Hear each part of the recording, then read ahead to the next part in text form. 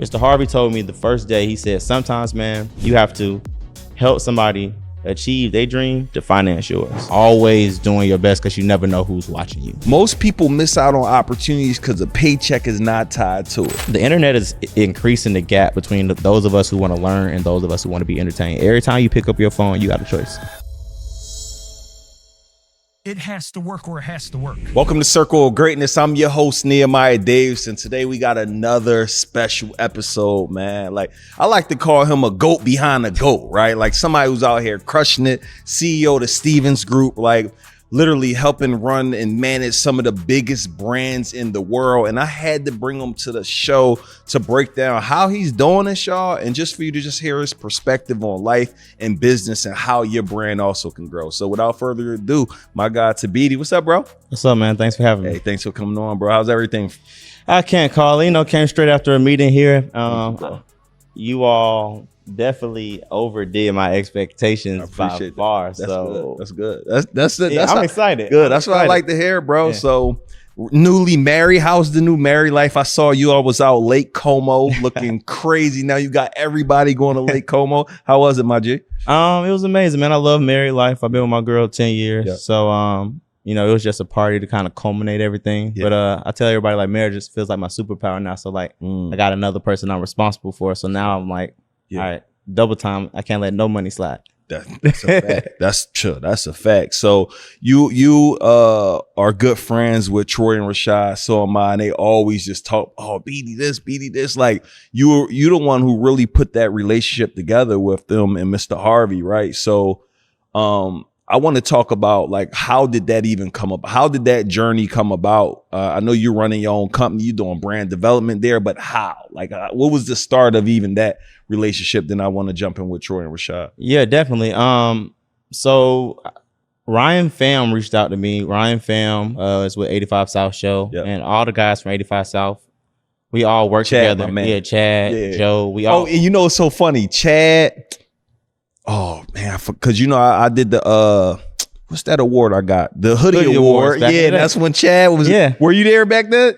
I was working at the Hoodie Award. Okay. Yeah, I just started. So so Chad, Joe, Ryan, we all worked together under the Steve Harvey umbrella. So we were all just like the young cats. Yeah, just soaking up the sauce. So it's kind of crazy, just first of all, to see like what we're all doing now. Crazy. But Ryan called me and was like, "Hey, do you know these guys from Ryan Your Leisure?" I was like, "Yeah, I heard of them. Yeah. You mind if I give one of them your number?" Yeah. So connected me with Troy, and this was probably 3 years ago. Yep. And Troy was like, he wants to interview Mr. H, and I was like, dog, be honest, like, we're filming and we out the country for the next 4 or 5 months. Yeah. But like when we get back, hit me. Troy hit me, and we ended up lining up the interview. It took some convincing, of course. Yeah. But after Mr. Harvey met him, they talked for maybe 5-6 hours. Yeah. Off camera. Yeah. Did the interview 2.5 hours, talked for another hour and a half. Yeah. And he just kind of made a genuine connection with him. Yeah. And he just told me to try to figure something out. So. Yeah. It was just after they genuinely connected, it was kind of just talking to Troy and Rashad and figuring out the best opportunities and the best ways to kind of find some synergies and invest. And then you had InvestFest, and that I think that was year 2, and it was like double or triple or quadruple the amount of people, because I've been to every single one of them. So just to see the growth is crazy, bro. And, it's amazing. I love that you put it all together and just. I just like to say, like, I was just I just help assist the play. It was really Troy, Rashad, Mr. Harvey. I just help ideate and take it to the key. So give all them the glory. I just like to understand. Just help push it to the tape. I got you. So my question to you is, I think you said something, because I remember when I was getting that award, I remember Chad and we just always used to joke around. But for you to be able to develop to the point you are, like, what are some things that to get the trust of a Mr. H, like, you're doing all these big deals, but you didn't start in that role, correct? No. So walk through, and the reason why I'm asking you this is because there's somebody listening right now and they just got a role and not knowing how far you could potentially go in that role, or how that could impact you, how you may own businesses or do other things as a result of that. But a lot of times I feel like people are so short-sighted, bro. It's like they only see like what's in it for me right now. And if it ain't something in for me right now, they can't think about 2 years, 3 years, 4 years, 5 years. So just talk through that.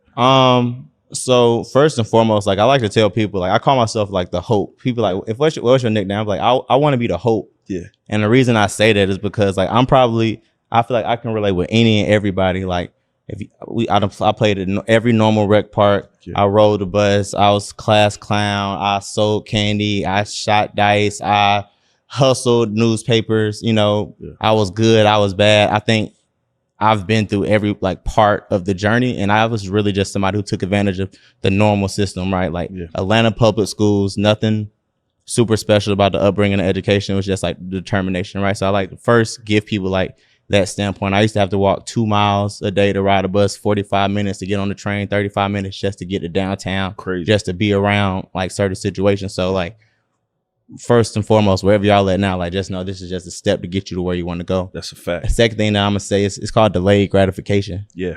All right. A lot of times, we want instant gratification. What's instant gratification? I'm about to go to this party. What's instant gratification? I'm about to spend my money at the club and turn up. What's delayed gratification? I gotta go to work right now and work this 9 to 5. Yeah. I worked at the airport at Great Raps just to get some money so I can make an investment the first week of school in a party so I can start flipping some thousands, right? But people won't take that sacrifice or think they're too good. So first off, it's delayed gratification. And then to answer your question about trust and hope, or how I got the trust of Mr. Harvey, I think it's just a testament to like always doing your best because you never know who's watching you, right? So I met Mr. Harvey's son in college. I had my own shoe company, and his son was the creative director and designer of my shoes. And I graduated top of my class, and he was my homeboy. We just always kicked it. I wasn't friends with Broderick to work for his father. Like that's some lame. Yeah, you know what I'm saying? Who does that, right? Yeah. But every time I came around, he'd be like, "Man, I like you. You special. Like I see something in you." And I used to be like, "Man, why do you think that?" He's like, "Man, shut up. Like, did I ask you? Like, just accept the compliment, right?" So he had always been watching. And Mr. Harvey has the mentorship camp, which you came to, right? Yeah. So I went to the mentorship camp for the first time maybe 9 years ago, and I would go with Broderick, and we would just hang out, ride ATVs, play basketball. Well, the second year that I went, Broderick started working. You when we play ball, then I know you. I don't know, bro. I seen you dance, dog. Yeah. So you can't play no defense. Yeah, I can't wait. Yeah.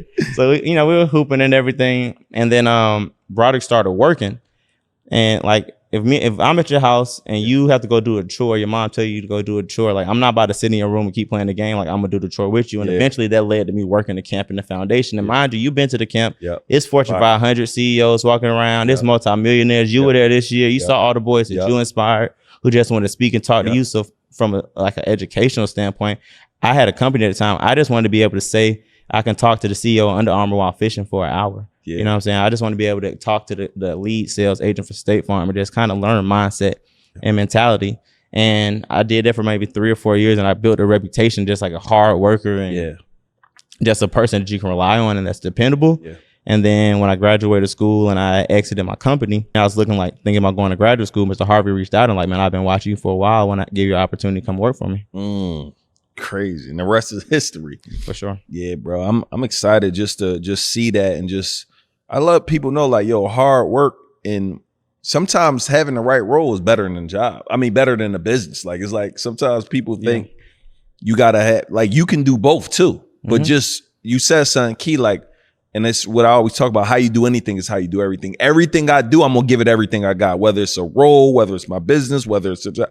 I'm gonna like max that thing out. And I just want more people to understand, like, give everything I'm doing, I'm giving it the most effort. I can't half step on anything because it's just not in my makeup anymore. It was, I would used to not care, but now it's like, no, everything I'm doing, I'm trying to really maximize that. It's so crazy because one of the first things that Mr. Harvey, like when he asked me to work for him, right? Mind you, I'm magna cum laude, top of my class, scholarship to every Ivy League in the country, just exited 6 figures. I'm up. I'm like, I'm rich, dog. I got $150,000 and y'all can't tell me nothing. I'm buying Air Force One. Say $80. Like, and he was like, man, I want you to come be my executive assistant. I'm like, dog, excuse me? Like, bro, did you just hear what I did? And he was like, man, I don't mean it in that way. I'm just an entertainment, but I just want you to be around. And at the time I said no.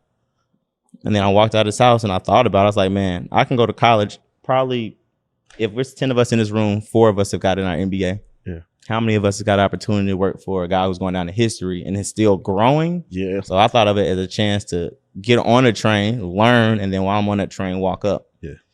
Mr. Harvey told me the first day, he said, sometimes, man, you have to help somebody achieve their dream to finance yours. So for me, that's good.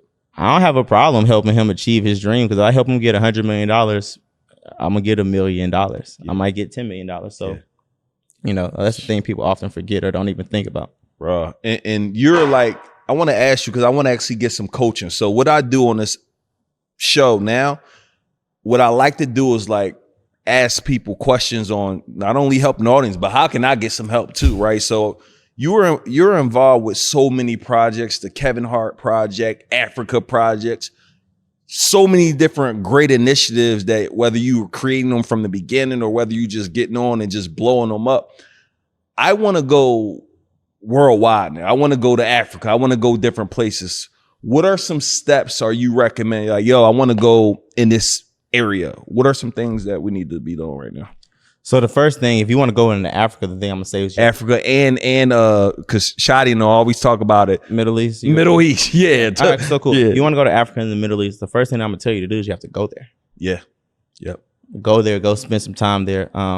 The thing that I always tell people, they're like, how are you doing business? So the thing that they don't know. So I run Mr. Harvey's international business, right? Yeah. We went to the UAE and Abu Dhabi for 4 years without making any money. It was just an investment that he was making. He might take a gig that's, 90% less than what he might take, but it's going to give us 8 flights and hotels for a week or 2 weeks and give us the opportunity to go meet and shake hands and kiss babies. And it's going to be a lot of bad meetings. So the first thing you have to do is go put yourself in an environment that you want to be in to win. Yeah. So if you want to go to Africa, when we went to South Africa, Brandon Williams, who was our COO and general counsel, and myself, we spent 120 days on the continent taking 6 to 15 meetings a day. Wow. Mm-hmm. Whoa. Like he has a family, he had a newborn baby, but it's like we had to go put ourselves. Is that the lawyer guy? Mr. Bizlaw? Yeah, because Marcus and them always talk. Marcus, they kids good go to the same school. They went to the White House together and all that. Yeah. Brandon's the man, man. That's my big OG. Can't lie. So we would spend time on a continent, but when we're there, I'm meeting people, right? I'm getting my name out there, letting people know that I'm here to meet and to take meetings. So after the first 2 weeks, people gonna start calling you and reaching out to you like, hey, I see you're here. You're gonna meet a lot of BS, right? So fish through the BS, but by 2 months in, you'll know who's who. Yeah. The second thing I'm gonna say is try to go in with somebody who's already been there. All right. So us, for example, we went in with our partners from Fremantle and they connected us with some people at BBC who connected us with some people at this company named Rapid Blue, who's producing all the award-winning TV down in South Africa. Yeah. Fire. Boom. So now we're A++ brand working with another A++ brand. So one, because I want them to catch this because y'all gonna have to rewatch this, but one is go to the place, be willing to stay long, have as many meetings as possible. 2, which is a power piece, find out who you already know there that can make some connections for you. Mm-hmm. All right, keep it. I'm just making sure. I like how you did that. See, I don't think I'm a good teacher, man. When I go into Africa and when I go to Saudi, I'm gonna be like, he was like, but why wouldn't you though, right? Like if you can avoid, if you can avoid making 20 mistakes that I made or 20 meetings that I make, you're gonna get there 20 times faster, right? So you dropping game. I gotta slow it down because we probably gonna have to rewind this for the people. So first step is you go in the country. You go spend some time there, have some meetings. Some of these meetings aren't going to be great meetings because you got to sift through some stuff. Number 2 is ideally try to find somebody in the country to make things a little bit easier. Like you saying, one person connected you with the TV station, which was it helps. So what would be the next step if I'm trying to go really crush this? Ideally, that second person will be this third step, but this third step is to find somebody on the ground who's like there 24/7, right? So we're doing business in Africa and we're doing business in the Middle East. Those are both 10 out plus 10 and Abu Dhabi's plus 8 right now. Yeah. Right. So 5 a.m. is 9 p.m. Yeah. Right. Like it's not going to make sense. I'm not going to be able to be as productive or as efficient. So ideally, you want to find a business partner there because you want somebody with some skin in the game. But if you can't find a business partner, I prefer to I like, strategic joint ventures is what I prefer. Yeah. So if you're an expert, whatever you're an expert in, I'm an expert, whatever I'm an expert in, I'd rather go 50-50 on that and turn this and, automate it for both of us and turn it into something that we can scale versus taking all the profits and time and energy to kind of grow it myself. So find you a partner on the strategic partner. Hopefully he's someone with some skin in the game so he'll care more, but then you always can hire people. And the thing about overseas hires is y'all, know for VAs and stuff, I mean, labor laws and stuff, unfortunately, and a little fortunately aren't really there, right? So it depends how you leverage those, right? Yeah. So let me ask you this, because you just said something. To you, what's the difference between a regular partnership and a strategic partnership for somebody listening? So for me, a strategic partnership is the value add outside of the money. A regular partnership is just a cash physical investment. Me, I prefer strategic partnership. Like I tell people like, they're like, what do you do? And I can say a lot of things. I really specialize in strategic joint ventures. So I'm gonna go take you and find whatever you do, the best at what you do. And I'm gonna keep that in my Rolodex of things. And then one day I might be in North Dakota and be somebody who has a crazy opportunity. I'm like, you know who you need to work with? Boom, I got to play for it. You need to go put and then I'm gonna come in and it could be South Dakota's largest, I don't know, whatever, anything that you're good at, right? And then a lot of times I just put those players together for people because honestly, I can't do stuff with like 99% of the opportunities I get. Yeah. And then oftentimes people will throw you 3%, 5%, or 10% if they want some more value. So that's let me just let this, any deal you got, I got percentage for. I'm just like, if something come to mind, you think that it's up my alley, it's bread there. You're already I just want to let you put but no, I like that. So let me ask you this, because this is powerful what you just said. When you go on in that country, and yes, I know the person, but how are you assuming if it's the right? Like we go find somebody in Africa, put a post on social, or somebody say, yo, get with my guy or lady. How do you know, like, yo, are you testing this? Should we do a test run on one project, or you going all in like, yo, let's become 50-50 partners? So let me ask you something. Like when you buy a house, you buying the first house you see? No. Like, what are you doing? You're doing research and development. You got a real estate like broker. So I tell people all the time, we add research and development in so many parts of our lives without even knowing it. Yeah. And you have to add it to your business. So we'll spend $50,000, $100,000 pulling records, background check, calling your last 3-4 partners. The main line that I like to use, and I got this from Robert Smith. He was talking to Mr. Harvey one day. And He's he was a like, goat, man. Come on, man, big goat. He's that guy. Big goat. Yeah. Is there something bigger than a goat? Because that's him. But anyway, facts. The thing that he said, him and Brandon Williams both actually say this. They both say, you know, if I'm gonna work with you, give me your last 3 people you made money with. Give me their numbers or that you made money for. If you really are who you say you are, not, I need A++ partners. So I want people with track record. Yeah. I'm already knowing. A lot of times I'm going into a country knowing who I would prefer to work with, and I'm bringing the opportunity to them. And you got to think about it. If I bring you an opportunity that I know you will make a few $1 million without you doing anything additional to what you're doing, why wouldn't you consider it? And then say if I bring a name like a Kevin Hart or a Jason Momoa or Steve Harvey or I don't know, Elsa Majumbo, since we're in Africa, right? Like, why wouldn't you do that and have a little gasoline to put on that fire? So that's typically my process. And then put your money where your mouth at. I mean, you got to invest or do it. So, I mean, you just gave a crazy play right there. You could just do that country at the country at the country. The idea and what I'm very proud, like that Brandon and myself have built for Mr. Harvey is like, that's actually the motto, right? So Family Feud Africa was the first international business deal that I did. Brandon led it. I was the second on it. And then it led to us producing Family Feud Africa and South Africa, which is the #1 show in the country. So we're there for 2 or 3 months filming a show. But what are we doing while we're filming the show? I'm not behind the camera. I did the deal, hired the staff, got everything to run by itself. And now I'm taking meetings every day. So while our show is filming, now we're getting into offshore oil in Ghana. We're getting into last mile delivery in Botswana. Then all these organizations are asking us to come and do the same thing. So now we're doing TV in South Africa. So then when we go talk to the Kenyan government, or when we go talk to the Botswana government or the Ghanaian government, they're like, man, why are you doing it here? Right? Why don't you come do it in my country? Okay, what incentives do you have for us to do it here? Yo, I've had the privilege to help hundreds and hundreds of people all around the world open up their own profitable event spaces utilizing my signature formula. #1, how to find a space. #2, how to fund the space and how to automate the space. I've been in Atlanta, Georgia now living for 2 years. My spaces are still in Philadelphia operating, doing extremely well because we use the same exact formula that I break down, right? If you're interested in learning how we can help you, I want you to go to eventsspacesecrets.com, watch a training or book a call with our team to see if you are a good fit. Again, this is for you specifically if you're looking for other ways to leverage your money and turn that into other streams of income, right? I don't believe there's a better time than right now for you to get tapped into the information in the game that can help you. So again, go to eventsspacesecrets.com, watch the training or book a call with our team to see if you're a good fit for this opportunity. Let's go. So I mean, you're also playing at the highest level that you could play at with this, I believe, like, right? So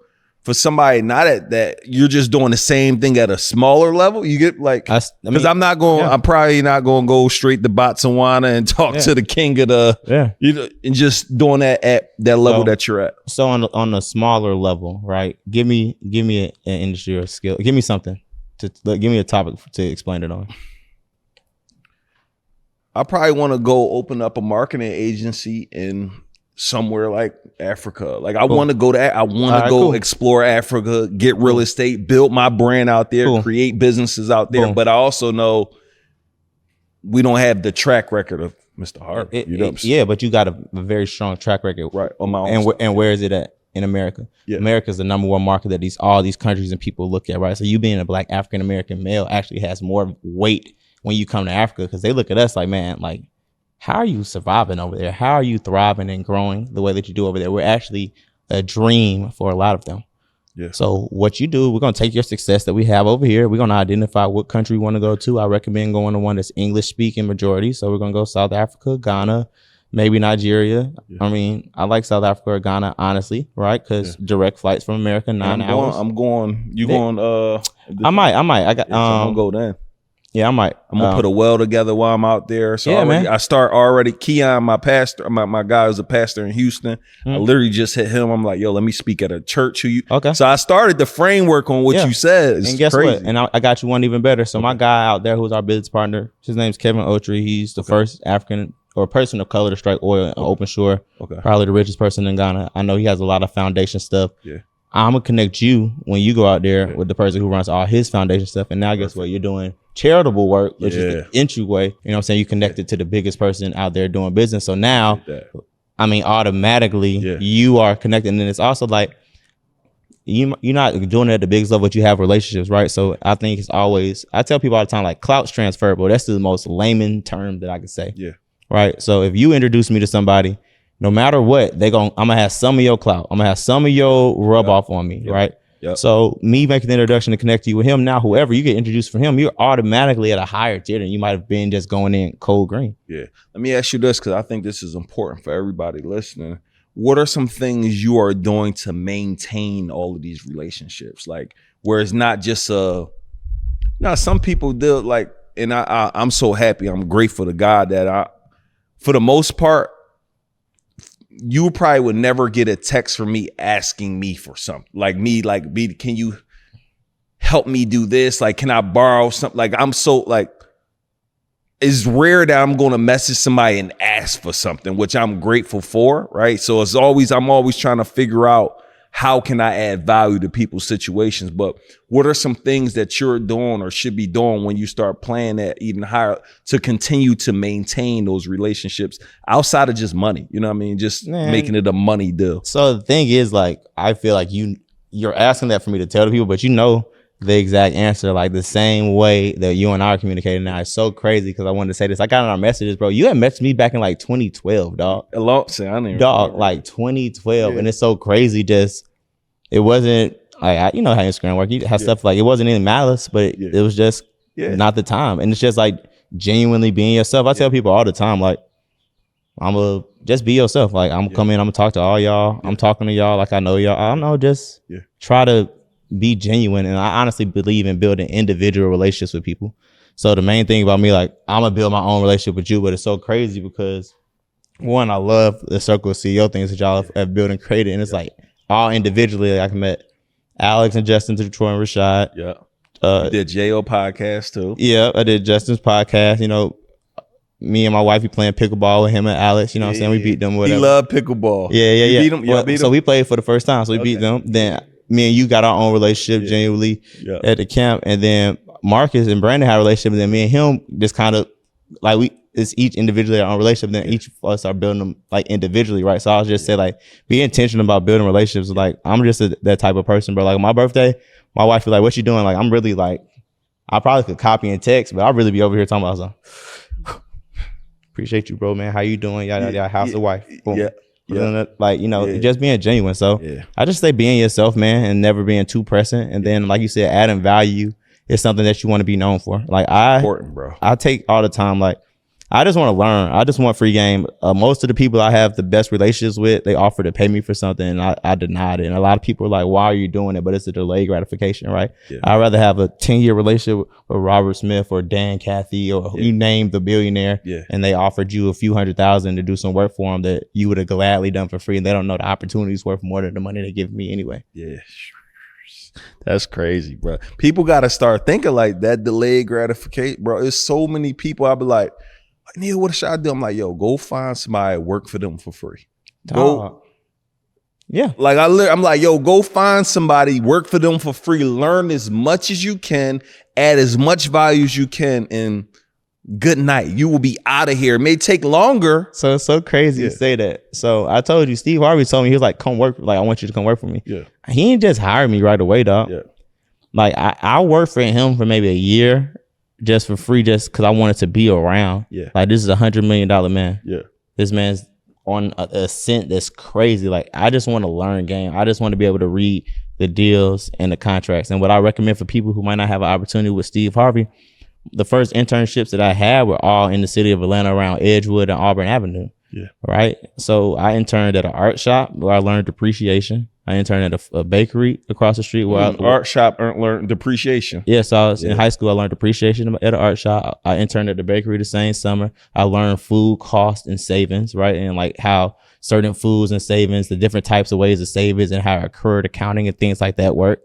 I worked at the consignment shop to learn how to sell and discount stuff to offset that. Then I worked at the law office across the street, and I was just like sweeping, but he allowed me to read the old files. That's back like when files was still like in drawers. So I used to have to take the files out of drawers and photocopy them. And he was like, I was like, do you mind if I print too? Like, I'll pay you for it. And he was like, you don't got to pay me for the paper. So he'll just let me photocopy 2 of every contract. So I'm walking home every day with 50 contracts from cases 15, 20 years ago. Yo, so I got to ask you, be like, we're talking about it, bro. I just heard all your interns, and bro, I don't know why these young kids don't be wanting to work. If it ain't I tell people all the time, most people miss out on opportunities because the paycheck is not tied to it. Mm-hmm. Like, if they don't see the check right now, and they like, I had a young kid, like, yo, come work. Like, you should just be here. Next time, I said, Freddie, bring the young man in. Or Raina, I told one of them, they like, oh no, they want to get paid. I'm not paying you to sit around. Everybody who walked through this door is a multi-millionaire. They got game. I'm not paying you to come sit around and you should pay me. But I'm like, why aren't they getting, like, I can't understand, like, why.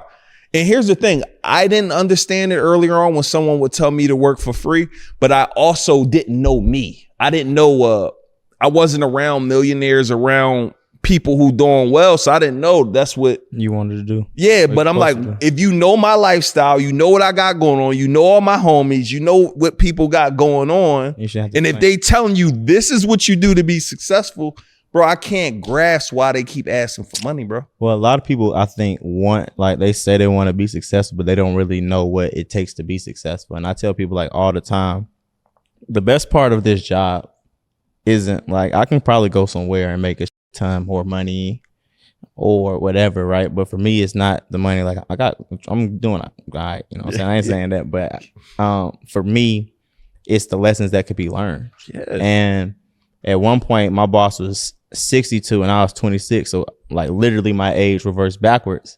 And we had to be at work every day at 4:30, like not like waking up at the house. Right? Yeah, like I'm talking about like you need to be alert. Like you've already had some coffee because the show started at 5 and we leaving work at 9. And he was getting to work before me every day. And he had already leaving work at 9 p.m.? Yeah, because we filmed 3 episodes a day. We did radio in between lunch. We're doing all our meetings and our call. Like I would go to work at nighttime. I'll come home at nighttime. Yeah.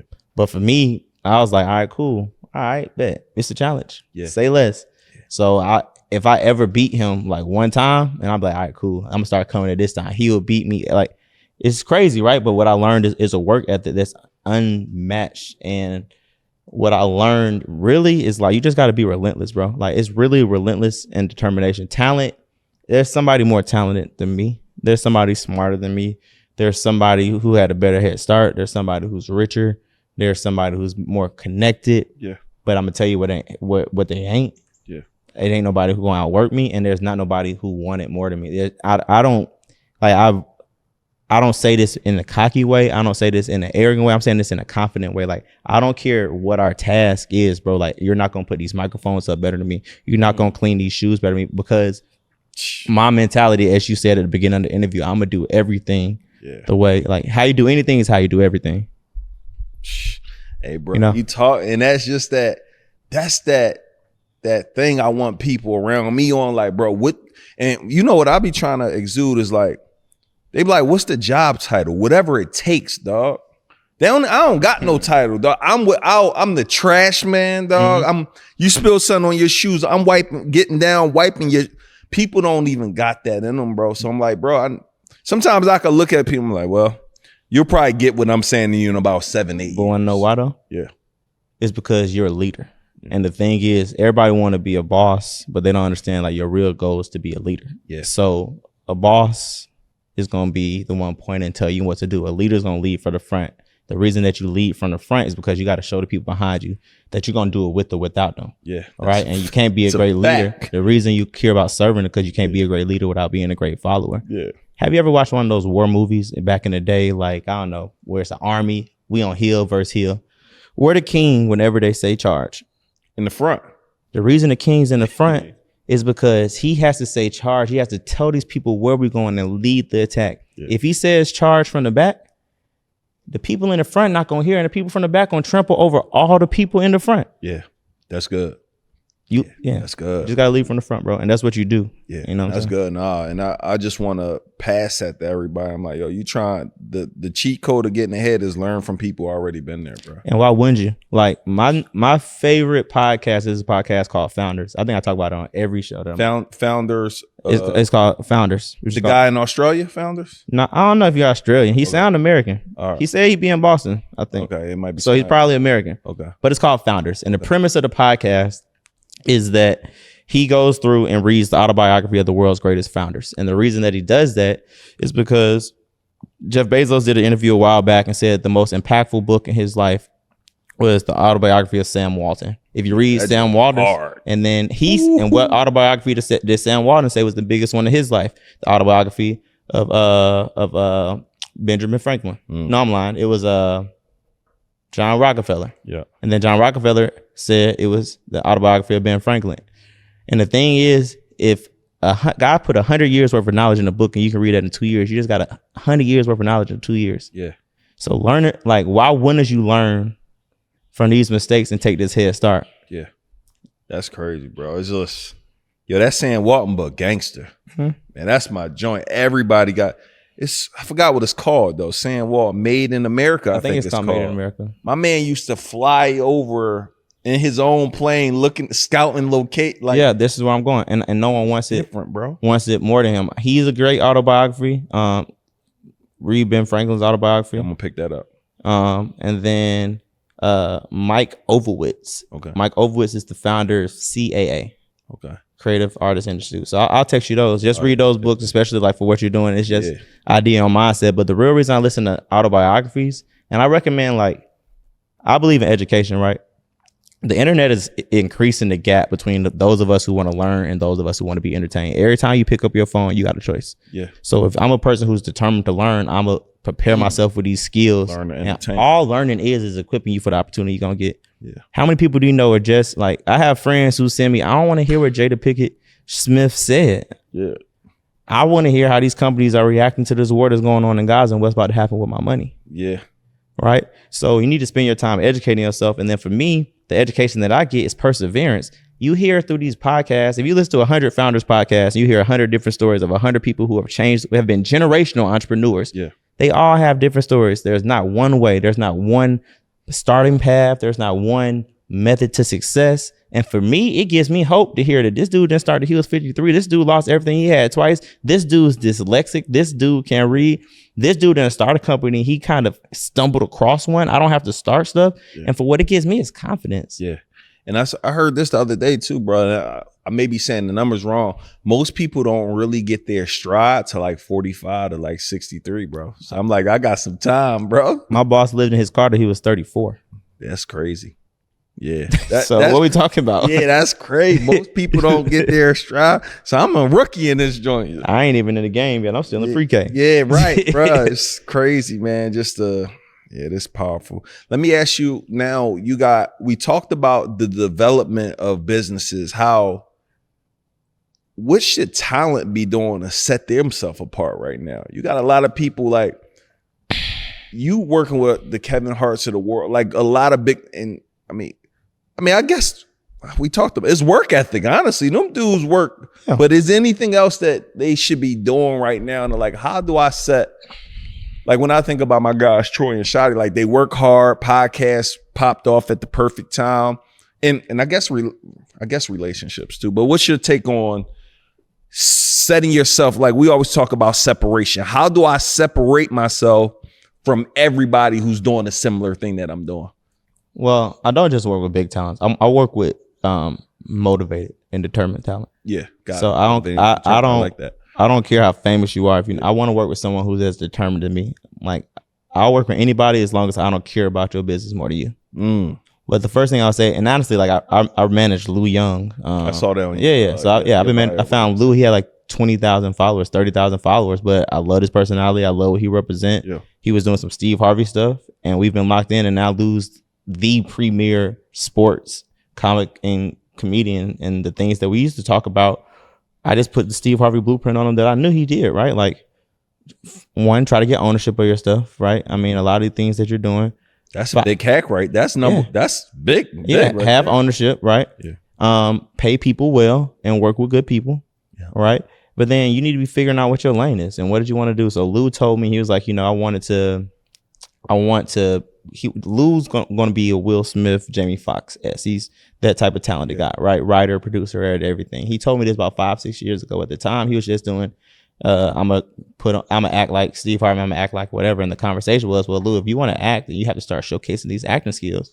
And the conversation that we came up with was like, well, maybe you need to create characters and brand your own characters. And now, not only do you have something that you own, you can take each of these characters out. You can go market these characters. You can take each of these characters out and go get their own bag. And Lou was like, yeah, all my characters going to get their own bag. And guess what we're doing 5 years later? Lou has about 5-6 characters, and each one of these characters are a revenue stream in his content, in his business. He's now has the Lou Young Show, and it's just creating blueprints and stepping stones. And it might not be as big as it might want to be when you start off, but it's just like consistency. Yeah. So for you, for example, you're doing what you need to do to separate yourself. You put in the time, you put in the effort. You put in the consistency with or without any help. You are investing in you and growing in you. That's a fact. All right. So it just continue to be a brand. Make yourself a A+ brand. You have product. Yeah. And it's like, where do you want to go? Yeah. What's the next step? And then we just start positioning you there. If you want to be the world's biggest motivational speaker, we're going to put you. We're going to figure out a way to get you with Tony Robbins. We're going to figure out a way to get you with Steve Harvey. If you want to be, we want to produce content and own radio networks, and we'll get you with a Charlemagne. We'll get you with Orion. Yeah. We'll get you with Ryan Seacrest. We'll get you with is it Kathy Woods, the CEO Radio One? Kathy. Yeah, I think it's Kathy Woods. I think.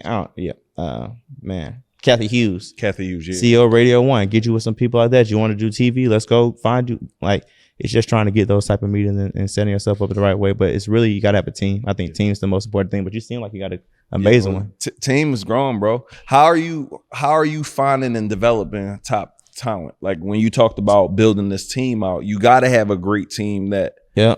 And also, how are you getting people all on the same page in terms of if I'm sure everybody got to operate with excellence, or you can't. Come on, man. Did my team work? You read our email chain or something? You read the bottom of my email? I didn't read nothing. I just gave that to Rain and had her hand out. No, seriously, man. So like, it's. But I told her, I said, make sure like my guy don't fool around. Make sure this is right. She'll get it right anyway. Your team has been wonderful, man. It's been wonderful to work with. Thank them for that. But for me, it's two sides, right? So I learned. The beautiful part about taking this job, like I'm working for Steve Harvey to learn. I was there to learn. I was there to get network opportunity, access. I knew that as an assistant, the future going to a chief of staff, I'll be in the biggest meetings possible. So in my first week of working with him, I'm in a meeting with Doug McMillan and Rosalind Brewer. And they ain't talking to me. I ain't even at the table, but I'm in the room. Yeah. And that began my process of being, hey, even if people are just taking my name and my number to call him and get his stuff, they have my name, my number, and now my name's Tabiti. to be these Stevens. These people are going to know and remember. Yeah. And the longer I'm with them, the more stuff I do. And people are like, oh, and then people start hitting me. Hey, who's the guy and the contact person for this? Oh, I am now. Oh, great. And now it starts scaling and growing and doing things like that, right? So I was a great follower. And I felt like I knew everything that my great leader didn't do. And I always vowed to do that. So when building a team for me, the first thing I learned is that, you know, I had to learn how to work with people I don't necessarily like, might not have the same viewpoints because we have the same common goal. So in my workspace is Steve Harvey. I can't really control everybody I hire, everybody I work with, and I have to be more of a jail type of situation. I have to be more work withable. In the Stevens group and in my personal team, even underneath Steve Harvey, I believe in personal development. I think that people often waste or miss the opportunities to develop teams or talent. Right. But if you take your time to develop your team and talent, it's often going to pay off 9 times more than 10. One of the founders episodes I was listening to was the guy from FedEx. Dunkin' Donuts. I'm sorry, how he started Dunkin' Donuts. And it was like in Cleveland or something. And he had a food truck company, and one year it snowed really bad and the food got snowed in. And he lost 3 weeks worth of food and the company knew how much it hurt him. And then the following year it snowed that same way again. He had tried to wake up really early in the morning. He was rushing and devastated trying to get there because he didn't know if his company can handle it. But he prided himself on hiring good people. And you know what happened? When he pulled up to the event, he saw that his whole employee team knew how much it had hurt him last year. They didn't want to miss work. They had already salted and repaved the whole road, right? So what that story taught me is that you actually get more value investing in people and building your team than you do switching people out and thinking they're, you know, interchangeable. So in my personal teams, I personally believe the number one trait you got to have is what we just talked about. You have to be a getter doner. You have to want it. You have to be relentless. When I have my conversations with all my interns, if I don't hear relentless, I probably shouldn't say this. No, you good. No, because I got a new internship coming up after this episode coming out. So it's like, they're probably gonna say this, but if I don't hear relentless or determined or some story of you being relentless or determined in your interview process, I don't care how smart you are, I cannot hire you. Hey, you're looking at this and you're probably enjoying this episode and the strategies and the gems that I give you. This is just a fraction of what you learn in my mastermind, right? I would love for you to be able to learn more information on how he's able to help Carter Cofield make $1 million in one single day, how he's able to help Rochelle Parks make over $500,000 in a day, learn how he's able to help Tevin grow his Instagram following from 70,000 followers to upwards to 200,000 followers within 2 months. And again, those results are not typical, let me be very clear, but they are possible for those who are willing to put work in, energy, and effort. If you're looking at this video right now, I want you to go to the website mastermindwithneo.com so you can apply to see if you're a good fit for our mastermind. This is specifically for someone looking to grow their digital business, right?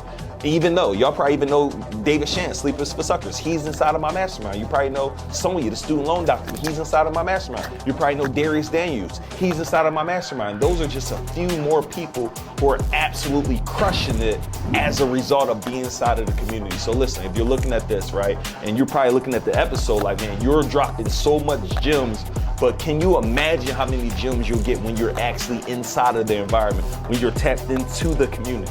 What I want you guys to go to right now is mastermindwithneo.com so you do not miss out on your opportunity to get tapped in. You will have to apply, you will have to get on the call, and hopefully you make the cut to be a part of what we got going on.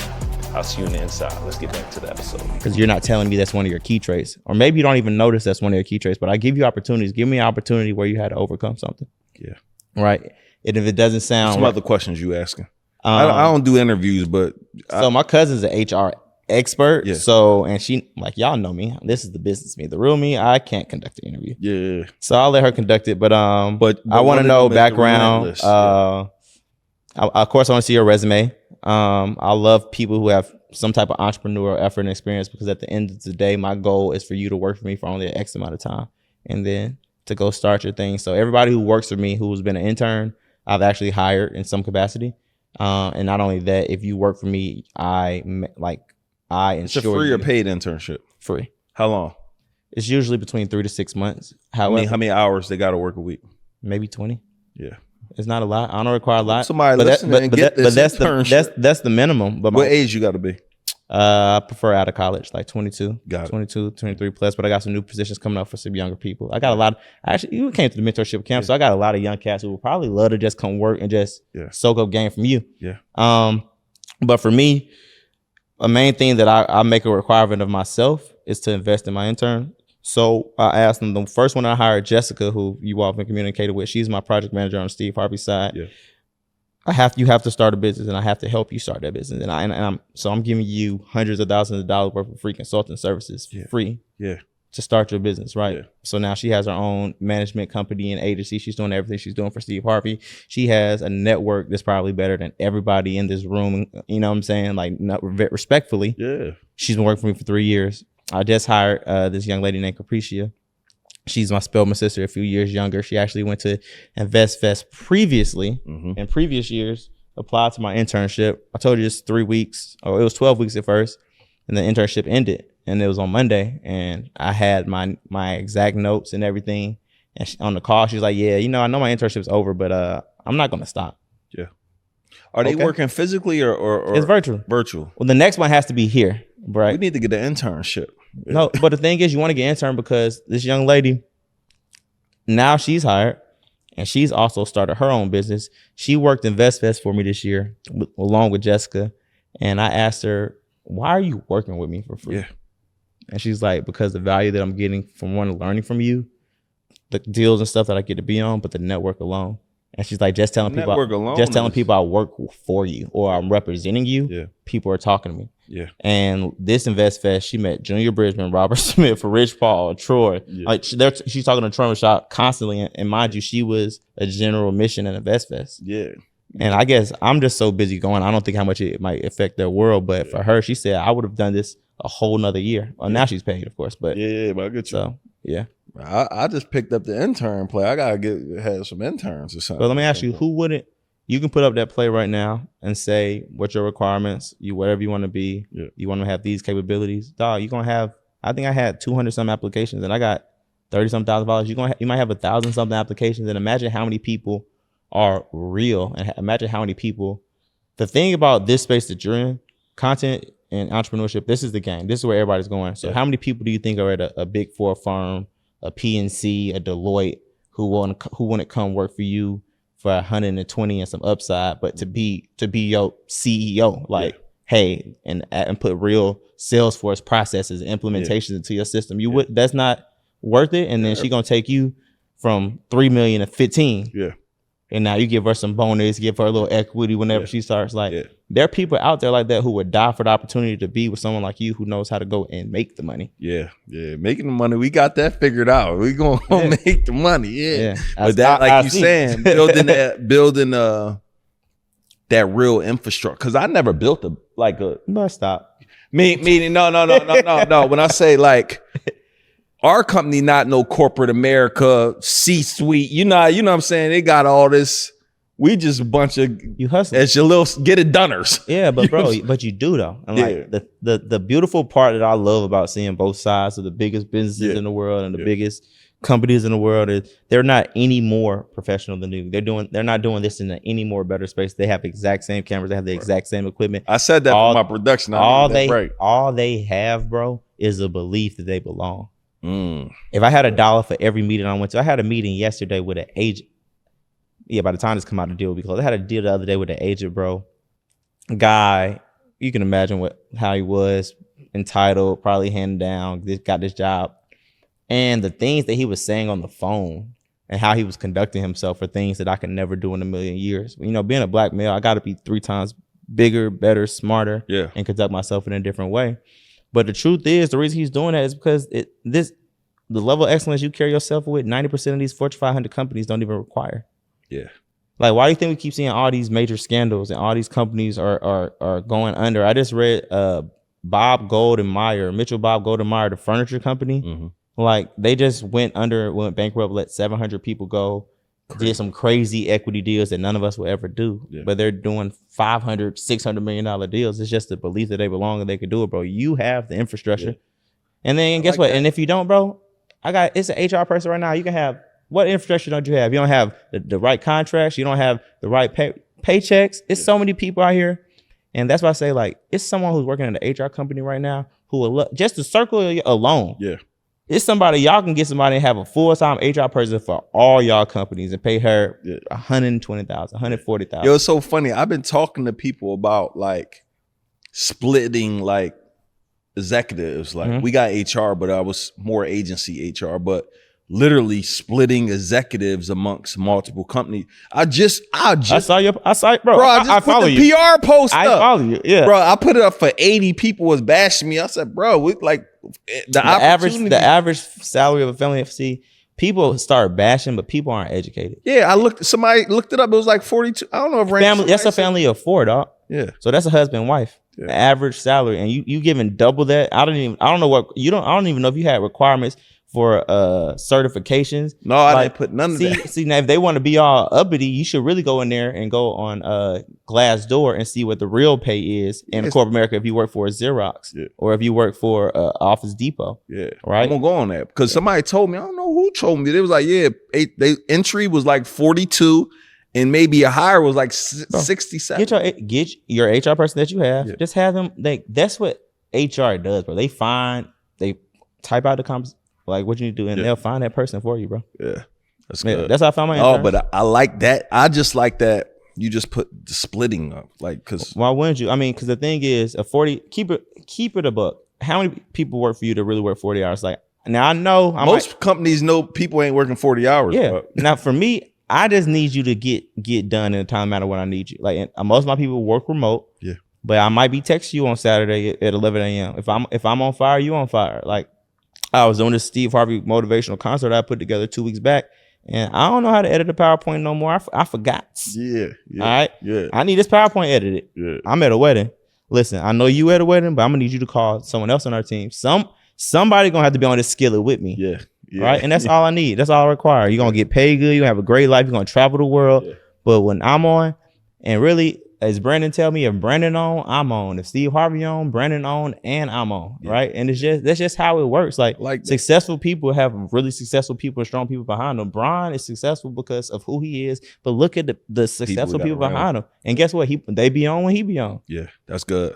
What you think about, what's some keys to get locking in sponsorship deals? I know that's a big... So I tell people all the time, man. So first and foremost, if you're any person that's any melanin in your skin, we are considered minority, and we are automatically getting a smaller pot of the revenue dollars, no matter how you kick it. Unless you have a show, unless your demographics show that more than 50% of your viewership is African American, then you are going to be subjective to minority dollars. With that being said, with the source of dollars being so little and few, we need to put ourselves in a position to win in any way that we can. What does that look like? A lot of the times, bro, the real me, my Instagram is a great, like someone told me the other day, like I get an A+ on like Instagram media coaching. I was like, why you say that? That's like, because we know the real you and the you that you put online, and you give just enough to know the real you, but you don't take it too far. Yeah. Right? I love shooting dice. I go to strip club. I gamble. Yeah. I drink. I party. I do all that. But you're not gonna see me in the strip club. Yeah. With all the strippers on my page. You might see the dollars on my floor. Yeah. But you're not about to see. I'm not about to be on there smoking, drinking. Yeah. I'm like, your image, how you put yourself is everything, right? And I worked in TV, so I know exactly how these people think. The reason that they love you and like you, your image. Yeah. You're clean. You're articulate.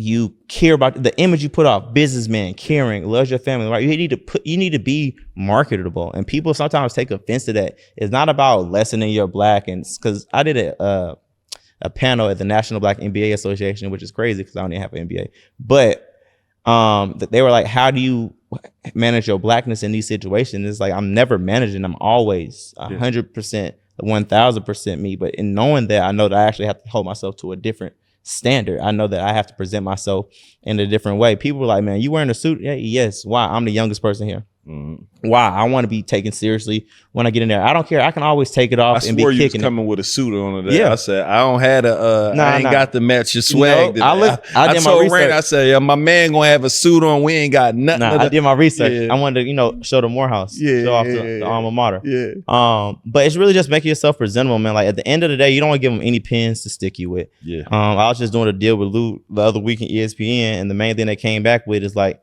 the deans of these programs that we're working with need to look at your page and think you're okay. And at the end of the day, no matter, good. People need to hear that. Yeah, but the truth of the matter, people be like, I'm not doing this, I'm not conforming. There are some brands that will work with you. You might get some brands that are catered to whatever demographic that you're gonna get. But the truth of the matter is, Ice Spice is gonna get different deals than Sexy Red, who's gonna get different deals than Haley, Haley in the Chloe from yeah, Birdman. right, Yeah. right. And no matter what you think, it might not be right, it might not be fair. You might say it's different targets, different demographics, but it's certain of these people hit different buckets, right? I mean, Sexy Red could cross over, and I think she's very talented, and I think she probably will, right? But she's not gonna get the same deal as a Haley Berry. You won't see Sexy Cardi Red. crossed over. Yeah, Cardi crossed over, right? And it's very possible, but you're not gonna see Cardi B playing the Little Mermaid. 100%. You're not, and you might hear her voice in a Disney movie, and they might dress it up as her, like, because she's that type of star. Yeah. But it's only 15 of them. It's only 20 of them. Yeah. Like everybody else, they want you to fit a certain demographic. Then once you get that chance, you showcase your personality. So just make yourself as marketable as possible, man. And then reach out. Like, I cold email brands. Like most of the deals I get for Steve Harvey, people don't want Steve Harvey. Everyone needs an EPK or a marketing deck. Yep. If you want to know what that is, go to your Instagram, take your data, go to your Facebook, take your YouTube, take all your data, find somebody who takes a deck, right? And make you a deck. And in them 5-6 pages, it should show who I am. My team sends you the Tabiti Stevens deck. You know my partners, you know my track record. You have a bio, you have headshots, you have pictures to tell you who you are. Because most of the time I gotta sell Steve Harvey to a brand. I'm selling Steve Harvey, and he do 400 million weekly impressions. Yeah, 400 million. I gotta sell him to brands, right? Crazy. But you can't never stop selling. I feel like a lot of times people think like I don't need to pitch or I don't need to sell. I'm gonna wait for somebody to come to me. McDonald's put up. Who you cold emailing though? Just who the heck could I post a cold email? Dog, y'all got LinkedIn? Person, inclusion person, like. Because I'm about to get somebody on this, 100 outreaches a week. Because I can't tell you the truth. There are actually people who have companies who work with brands to try to pair them with people like you. So like this young lady I went to Morehouse, she went to Spelman. She actually has a company right now, and her whole goal for her company is like she takes conferences and things like that and get them multiple $1 million in sponsorships. And she's going to spread out the talent and other opportunities and things like that. So you really want to try to find somebody who's an expert, and they just get on that Rolodex. And then if they sell them something, you give them that 20%, you give them that 25%. If they give you $1 million and you get 750, why? Who cares about set her up with me? Like, I need all of that smoke. I got you. But then after that, bro, I really use like people. What I tell you, relentlessness, bro. I'm relentlessly resourceful. I don't care. Like, I'm gonna sit back. Who do I know to know somebody? Who do I know that's working where? I'll sit down right here, me and you, and I'll just sit an hour and just write down everything. Who do I know that works at every major company? All right, boom. I know you work at Zaxby's out there. I'm trying to take Zaxby's somewhere around the world. I ain't gonna tell it so no one jumps me, right? Yeah. How do I get in contact with Zaxby's? Went on LinkedIn. I got one guy who I know work at Zaxby's in any department. Hey, bro, I'm Tabiti Stevens. I do XYZ. I'm trying to get in contact with this.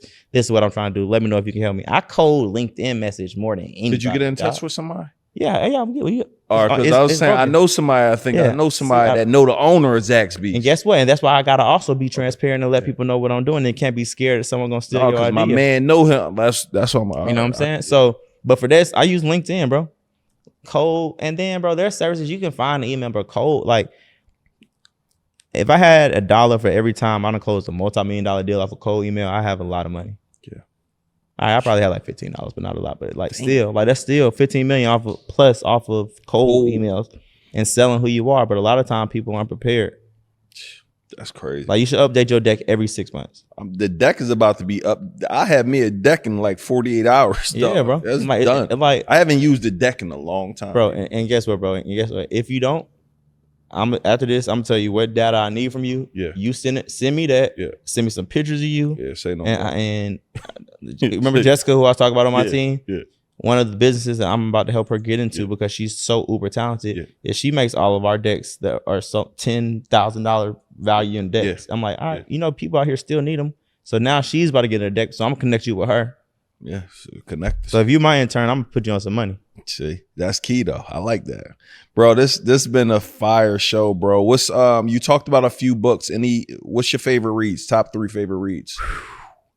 Sound like you an avid reader. So what's a few? Nah, bro. Can I tell you the truth, dog? Like I actually hate reading. Yeah, me too. I read for interest, and I audiobook. Yeah, me too.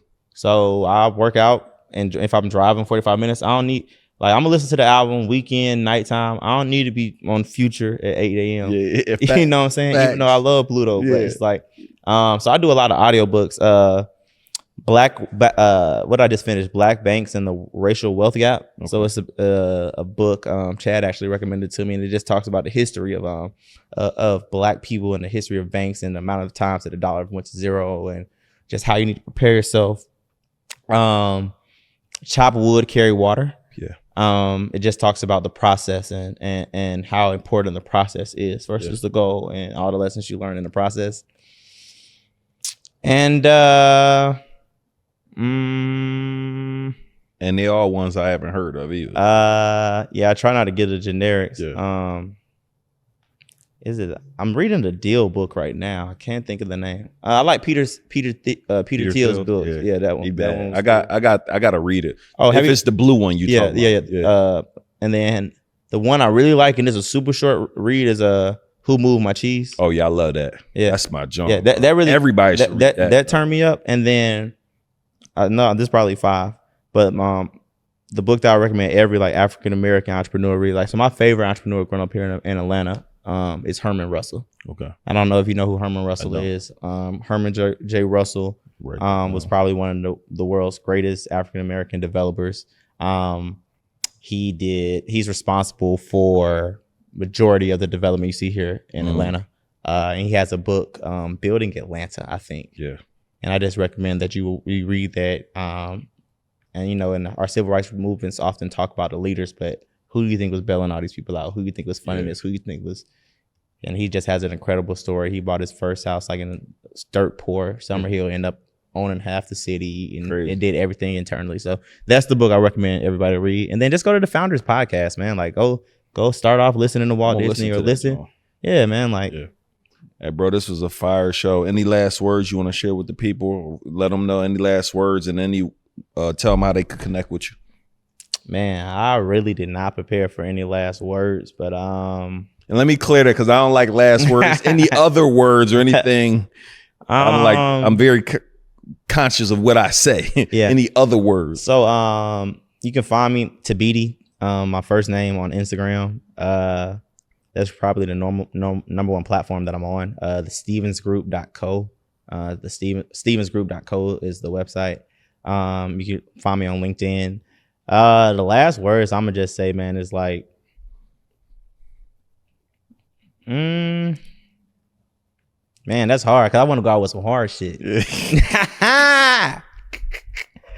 Nah, I can't even think about it. But I mean, I'm just honestly, bro, like how treat people well. Is the first thing that I'm gonna say. Like, you never know, the same people you see on the way up gonna be the same people you see on the way down. Yeah. Facts. That's the first thing that I'm gonna say.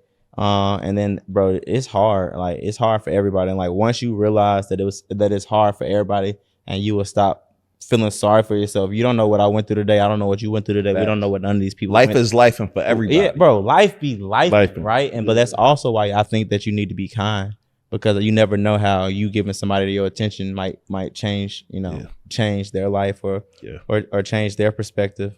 And man, just do it, man. Like, at the end of the day, bro, don't let no one outwork you. Yeah, it's gonna be hard. You just made me feel like I ain't working hard enough. I'm about to turn. I work for a guy who's 67, dog, and like I'll be waking up like my game now is like, I got you. Yeah, and then they be like, nope, nigga, and send a picture of like some tea or something like I've been up for 2 hours. Like, gotcha. Ah, man. So OG work, boy. And also, man, honestly, bro, like, if you really love what you're doing, like, try to find what your gift is. Like, try to find something that really makes you happy. Like, I'm gonna do business. People tell you all the time, like my friends, I'm the homie in the strip club. They're like, BD, let's go. Cause I'll be over here talking about, you make 150,000. So you need to get it's an IRA. You heard of TD Ameritrade, you need to get a TD. You got a business. What you selling? Let me see. Girl, you on Shopify? I'm that guy in the strip club. Just turn I'm trying to save everybody. Everybody trap trying to help them out. But that's how I actually got to where I am, because I've always been that person. Like, I'll be doing what I'm doing for Steve Harvey, Kevin Hart, for anybody, whether it's them or not. And it's just because like that's really who what I want to do. I want to be. And then the last thing, bro, like, you got to be the light that you want to see in the world. If you say you want to see, good people doing things, you got to be a good person. Are you going to Aspire Tour? No, Kev coming here December something. I'm not, but I am working on a booking for them right now for that. Okay, that's good. That's good, bro. So don't stop, bro. Thank you for coming on the show. Thank you for having me. It's powerful. Thank you, My brother. Hey guys, listen. This episode was absolutely fire. This show was fire. We see y'all in the next one, y'all. Peace. Yeah, I'll see what's going on.